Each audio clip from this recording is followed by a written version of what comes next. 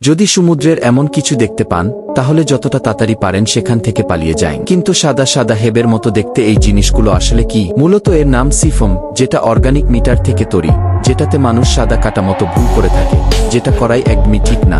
কারণ পাইপার সিফমের মধ্যে এই জিনিসগুলো ইন্ডাস্ট্রিয়াল ওয়েস্ট মিক্স হয়ে থাকে, এতে সিফম বিষাক্ত হয়ে যায়, যার ফলে আপনার স্কিন প্রবলেম ও ইনফেকশন হতে পারে। আপনি যদি আপনার সজলের সমস্ত শক্তি ও লাগিয়ে দেন, তবু এই পানিতে ডুবতে পারেন না, কারণ এটি হলো মৃত সাগর।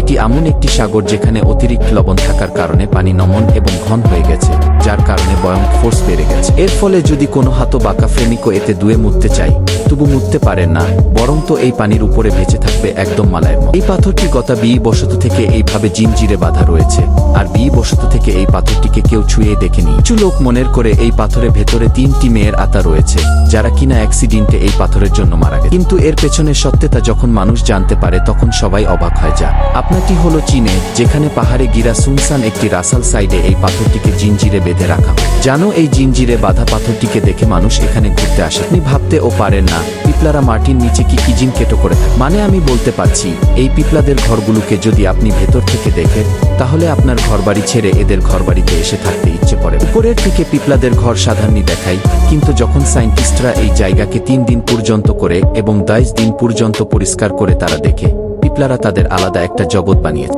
এটা দেখার পরে আমার মনে হয়েছে পিপলাদের এই ইঞ্জিনিয়ারিং সার্টিফিকেট দেয়া দরকার, কারণ পিপলারা তাদের কলোনিতে রোডস, বিল্ডিং, হাই গার্ডেন আর না জানি কি বানিয়েছে। এবং তাদের আনি পিপলার জন্য বেসমেন্টে আলাদাভাবে সিকিউরিটি রুম রয়েছে, যেটার সিকিউরিটি প্রধানমন্ত্রী সিকিউরিটি চেয়ে। কখনো কি ভেবে দেখেছেন ব্যায়াম করা আমাদের মাসেলস বড় হয় কেন? মূলত ব্যায়াম করার সময় যখন ভারী কোনো বস্তু উঠানো হয়, তখন আপনি মাসেলসগুলোকে মাইক্রোস্কোপিক লেভেলে ফেটে ফেলেন। কিন্তু এতে ভয় পাওয়ার কিছু নাই, কারণ ক্ষতিগ্রস্ত জায়গাগুলো ফিট করার জন্য আমাদের শরীর লিমোনিল শেংস ও প্রোটিন স্থান সে জায়গাগুলোতে পৌঁছে দেয়। এটা আমাদের মাসেলসকে ফিট করে এবং বড় ও শক্তিশালী বানায়। এটা আপনার মাসেলস বড় হয় এবং আপনার শরীর ছোট থেকে বড় হয়ে যায়। এটা হলো পৃথিবীর সবচেয়ে সুরক্ষিত বাইক, কারণ এটি গাড়ি কিংবা যে কোনো জিনিসের সঙ্গে ধাক্কা লাগলেও বাইকটি পড়ে যাবে না।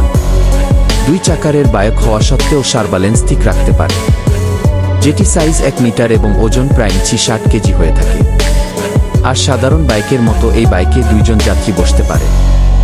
এতে বসার পরে আপনি যে কোনো অ্যাঙ্গেল থেকে এটিকে টানলে বা ধাক্কা মারলেও এটি পড়ে যাবে না। এটা এই কারণে যে এই বাইকে ভিতরে 2টো জাইরোস্কোপিক ব্লেড লাগানো রয়েছে, যা হাই স্পিডে ঘুরে এটিকে ব্যালেন্স করে থাকে, এবং এটাতে অটোমেটিক ফ্রিকোয়েন্সি মডুলেশন লাগানো রয়েছে, যেটা এই বাইকটিকে সব সময় সোজা রাখে। এটি শুধু 5 সেকেন্ডের মধ্যে 100 ms গতিতে চলতে পারে। আসলেই কি আছে এই হাতির কভারে, যাই মেয়েটিকে আকর্ষণ করছে? সম্পূর্ণ ভিডিওটি দেখার পর বুঝতে পারেন। প্রকৃতপক্ষে যখন একটি যুবক শক্তিশালী হাতিকে ফাই আরাবিয়ান কফি চেরি খাওয়ানো হয়, তখন হাতির ডাইজেস্টিভ সিস্টেম কফি বিনসগুলোকে ববর স্বাদে বের করে দেয়। তারপর কর্মীরা ববর থেকে এই কফি বিনসগুলোকে আলাদা করে থাকে এবং বিনসগুলোকে অর্ডার করে দুনিয়ার সবচেয়ে দামি কফিগুলোর মধ্যে একটি ব্ল্যাক আইভেরি কফি বানানো হয়। কারণ সূত্র অনুযায়ী হাতির মুখ থেকে পেটে এবং কবর হয়ে বের হওয়া পর্যন্ত এই যাত্রা কফি বিনসের মধ্যে নাকি আলাদা একটা ফ্লেভার আড হয়ে যায়, যেটা বড় লোকের পছন্দের কফি।